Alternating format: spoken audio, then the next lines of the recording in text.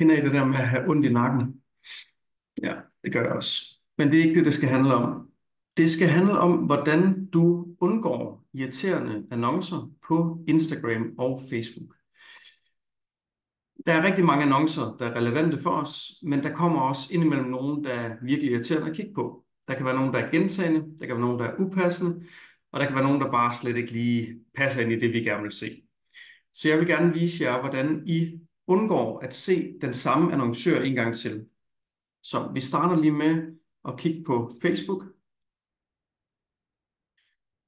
Så jeg har fundet en annonce hernede fra CL Bolig.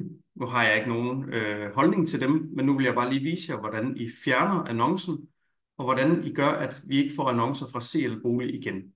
Så når vi sidder på computeren i hvert fald, det er det samme på mobilen, så trykker vi på de 3 prikker, og så siger vi skjul annonce. Og nu har vi så sagt til Facebook, at vi ikke vil have vist den her annonce igen. Så skal vi så give en grund. Og i det her tilfælde vil jeg sige, at den er irrelevant.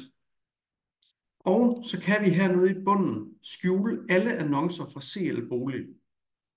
Så trykker vi bare her, og så trykker vi færdig. Jeg vil også lige vise jer, hvordan I gør det på Instagram. Det er også meget nemt. Jeg har lige taget en video fra mobilen her. Så I trykker stadig på de 3 prikker oppe i hjørnet.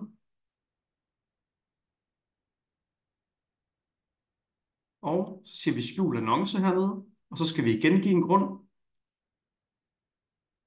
Og så færdig. Så får vi ikke lov til at se den annonce igen.